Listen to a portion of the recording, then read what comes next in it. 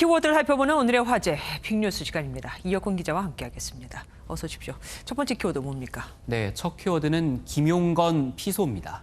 그럼 배우 김용건 씨 말하는 것 같고 고소를 당했다는 겁니까? 네, 맞습니다. 37살 여성에게 낙태 강요 미수죄로 고소를 당했습니다. 올해 76살인 김 씨는 지난 2008년 드라마 종방연에서 39살 연하 여성을 만나 교제를 이어왔습니다. 그런데 이 여성은 자신이 올해 4월 임신 소식을 김 씨에게 전하자 김 씨가 낙태를 요구했다고 주장을 하고 있습니다. 그러니까 김용건 씨가 63세, 그리고 그 여성이 24세, 24살 때 만나서 13년 동안 사귀어왔고 이번에 일이 터졌다는 거군요. 김용건 씨는 뭐라고 얘기합니까? 네, 김 씨 측은 처음에는 놀라움과 걱정이 앞서서 여성에게 아이를 낳을 수 없다고 했다, 이렇게 밝혔습니다. 하지만 조금 늦었지만 체면보다 아이가 소중하다는 당연한 사실을 자각해서 아들들에게 임신 사실을 알렸다고 덧붙였습니다. 이어 상대방의 상처 회복과 건강한 출산, 양육을 위해 최선을 다할 것이라고 전했습니다. 김 씨 아들 그 배우 하정우 씨죠. 그러니까 네. 그분도 지금 응원을 했다는 거 아니겠습니까? 법적 분쟁이 얼른 좀 빨리 잘 끝났으면 좋겠습니다. 다음 키워드 넘어가죠. 네, 다음 키워드는 퇴근 때 도열해 준비했습니다. 이게 지금 뭐 쌍팔년도도 아니고 내가 퇴근할 때 직원들을 뭐 세운다 뭐 이 얘기입니까? 네, 안타깝지만 그런 말이 맞습니다. 경북 김천시의 산림조합장이 갑질 논란을 빚고 있습니다. 당시 관계자의 말을 들어보시죠. 퇴근할 때 밖에 다 나와서 인사를 하라 하길래 이런 문화는 벌써 군에서도 없어졌는데 자기는 꼭 받고 싶다 걔가 그럼 과장들만 내려가서 하겠습니다라고 해줬죠. 이 관계자는 특별한 계기도 없는 어이없는 갑질 지시로 도열 인사가 무려 1년쯤 이어졌다고 전했습니다. 아니 그러니까 1년 동안 이 일을 조용히 계속 해왔다는 거 아닙니까? 지금 알려지지도 않게끔. 조합장은 뭐라고 얘기합니까? 한번 확인을 해봤는데요. 김천산림조합이 어떤 곳인지부터 한번 봐야 될 것 예. 같습니다.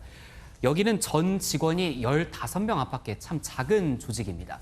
신무조합장은 간부들에게 도열 인사를 하도록 한 것은 맞지만 전 직원들이 도열 인사를 한 적은 없다는 입장을 밝힌 것으로 전해졌습니다. 그러니까 과장급 이상 5명 정도 도열시킨 건 맞지만 15명 전 직원을 시킨 것은 아니다. 뭐 이런 해명인 셈입니다. 지금 모르겠습니다. 어쨌든 도열을 시킨 건 맞다는 얘기잖아요. 네. 예, 해명을 들어보니까 더 진상 조사가 필요할 듯합니다. 다음 키워드 뭡니까? 네, 다음 키워드는 세계에서 가장 큰 입 준비했습니다. 그러면 기네스북에 당연히 올랐겠네요. 네, 맞습니다. 미국의 31살 여성 램즈델 이야기인데요. 램즈델의 입 크기는 무려 세로로 6.52cm, 가로는 10cm 이상으로 공식 측정됐습니다. 와. 기네스북 측은 사과 1개나 치즈버거 4개를 한 입에 넣을 수 있는 크기라고 설명했습니다. 와, 진짜. 근데 지금은 괜히 막 웃고 밝잖아요. 그런데 어렸을 때는 많이 놀림받았을 것 같아요. 네, 맞습니다. 램즈델은 큰 입 탓에 어린 시절 괴롭힘도 당했습니다. 하지만 한때는 나를 주눅이 들게 만들었던 것이 이제는 내게 가장 좋고 특별한 것이 됐다고 말하면서 긍정적인 입장을 밝혔습니다. If I had advice for anyone who had a large body part or had something really unique, they wanted to go for the Guinness World Records title, I would say 그러니까 괴롭힘을 당하면서 상처받기보다는 그것을 이겨낸 거네요. 멋집니다. 자, 다음 키워드 보겠습니다. 네, 다음 키워드는 빨래 때문에 발각입니다. 누가 빨래 때문에 잡혔다는 거네요. 유명한 사람인데요. 9.11 테러를 일으킨 오사마 빈 라덴 이야기입니다. 네. 빨래 때문에 그의 은신처가 발각됐다는 증언이 나왔습니다. 국가안보분석가 피터 버게는 자신의 책에서 CIA가 빈 라덴의 파키스탄 은신처를 특정할 때 빨래가 결정적 요인이었다, 이렇게 밝혔습니다.